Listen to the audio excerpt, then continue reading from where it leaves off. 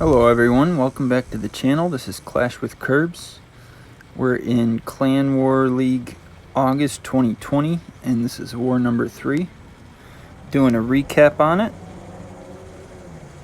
We ended up winning this one 32-27. Take a look at our main account's attack on number 15.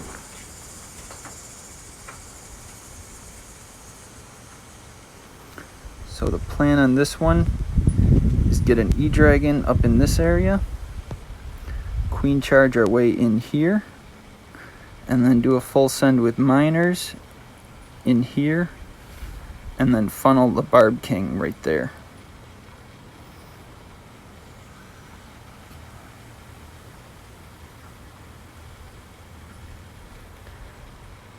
Start off by luring out the clan castle.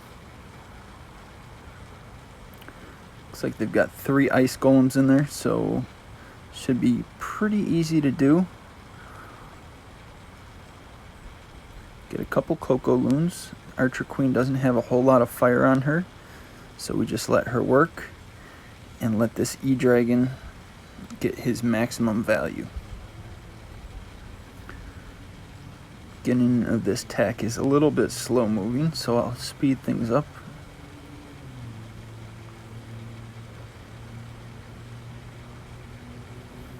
Alright, so the next phase is to funnel our queen into this mortar. Get a baby dragon up at the top, and the Archer Queen looks like she is going to enter into the base. Get a rage spell on her as she steps in range of the Expo, Inferno, and Scattershot. As soon as we get that Inferno tower out of the way, we're going to get started with our miners.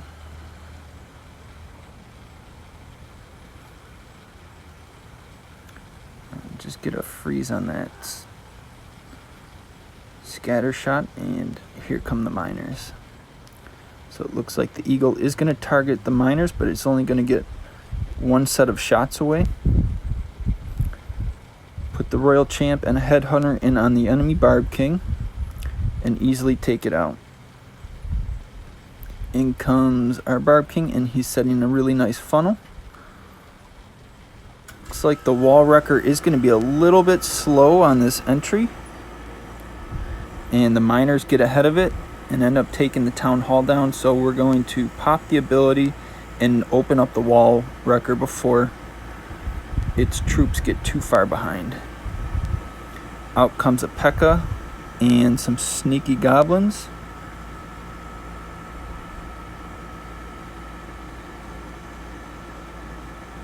Get a rage spell down. Get the Royal Champ ability in there. Troops are wrapping around 6 o'clock, and we're going to lose the Royal Champion.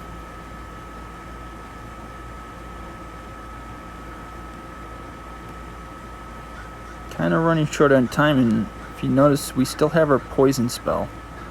Probably should have used it on those ice golem to get the Archer Queen through them a little bit quicker. And with just 10 seconds left, this one is not going to be a 3-star. It was a really nice attack, and the main mistake was a late Wall Wrecker. It was sort of useless using the Wall Wrecker. We could have ended up using something else. And we also needed to put the poison spell down on the Ice Golem so that our Archer Queen wasn't so slow to get started. Anyways, ended up with a 97% 2-star, which is not bad in Clan War League. Gonna take a look at the attack that It's Me did on number 9.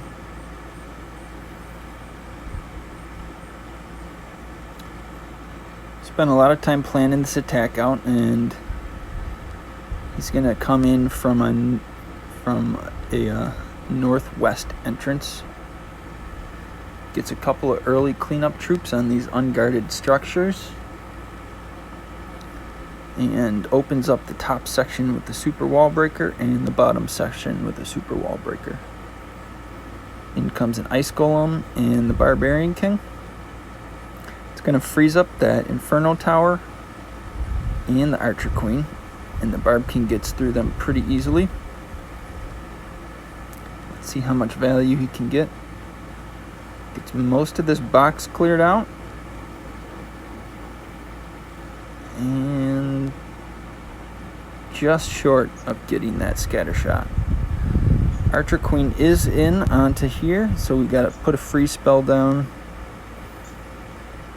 He's gonna lead the Queen with a rage as she steps in range of this Royal Champion. Looks like the rage spell did miss the healers, but with a raged Queen against the champion, she handles it pretty easily. Gets a poison spell on the enemy clan castle and a siege barracks up at 1 o'clock.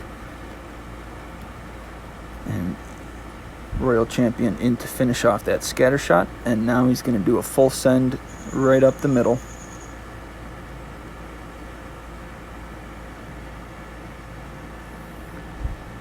This attack is funneling 101. These center town halls, if you're trying to get the troops to take out the town hall, you really have to be on point with your funneling. Looks like the healers are going to switch over to the miners and hogs, which is a good thing. Pops the warden ability as they get through the Giga Blast, and a rage spell to lead the troops into this last scatter shot. They are stuck in a tornado, but he gets a free spell down and pops the Royal Champ ability, and there's not really much left in the base. It's just a matter of time.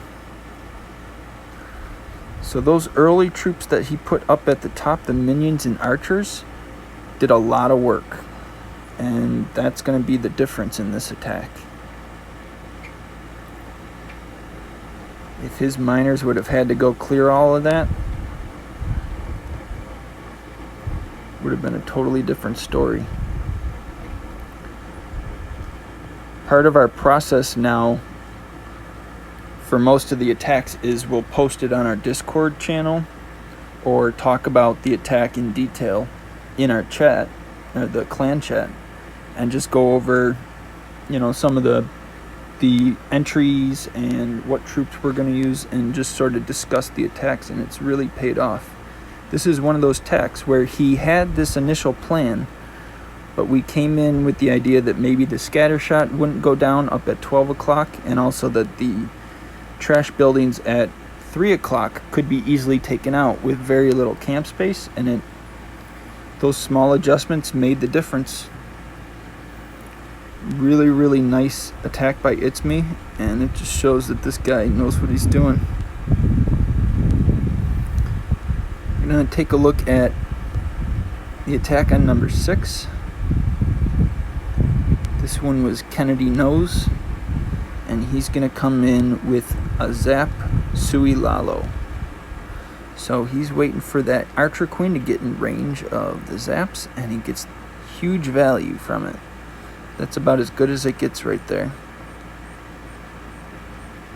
Next, he's going to set up a funnel to lead his troops into the enemy Royal Champion. He's going to Sui them in there and get the Royal Champion, get his Royal Champion up at 11 o'clock. And she's getting really nice value because that Ice Golem froze everything up.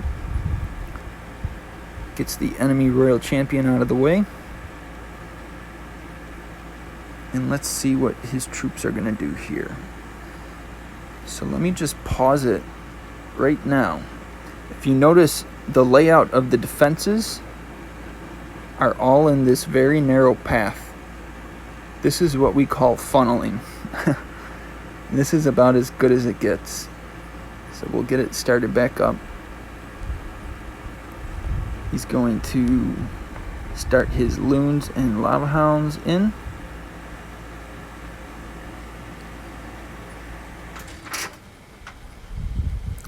He switched from a Stone Slammer to that Blimp, and he pops an early Warden ability. Looks like his loons did miss that Inferno Tower up at the top. Gets a Rage spell down on the Town Hall, and it looks like his Archer Queen is still up.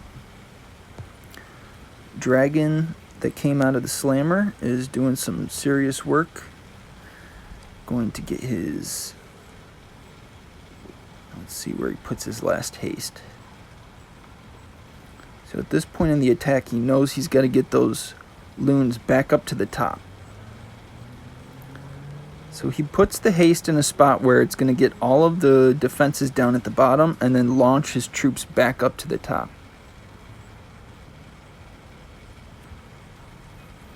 That right there is one of the little details that a very experienced player like Kennedy knows what to do. Kennedy knows his name, and I'm not arguing with that a bit. This guy's got this attack dialed. He's been one of the best performers in 3-star threats to this point. And as you can see, he's got plenty of cleanup. And he's got himself a very, very nice 3-star attack.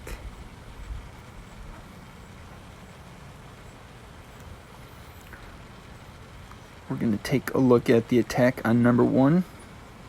This is by Kippergills.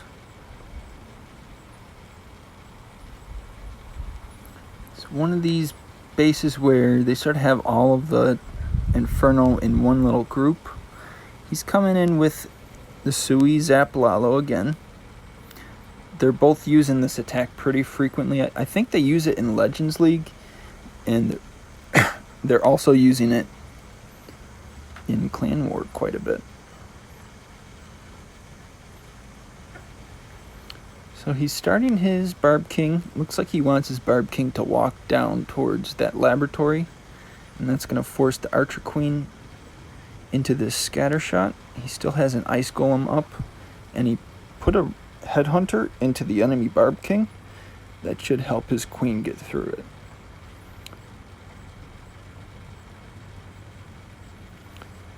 So he's carving out a pretty nice path for his loons to come in. And it looks like he's going to be starting them up near 3 o'clock. Gets a quick haste down. Gets through that 3 o'clock area. Puts a freeze on the enemy Royal Champion as his Royal Champion leads in towards it. He is going to have to deal with this sweeper. Very nicely timed Warden ability because it allows his Royal Champion to get through the enemy, and also saved his blimp and allowed it to get all the way to the Town Hall. He's all done with spells and hero abilities, so it's just a matter of if his troops have enough to get through the remaining defenses. Fortunately, it looks like there's a couple of wizard towers and an air defense, so it's going to be tough. Wizard towers at the end of a lava loon attack always do quite a bit of damage because you're done with all your haste spells, and they just take so much splash damage. Still got lots of time left, but not a whole lot of loons, and it looks like the Warden is off doing his own thing. Fortunately, he's not going to get the 3-star. We'll times 2 through the rest of this, and it looks like he's just going to clean up these trash buildings, and that'll be the end of it.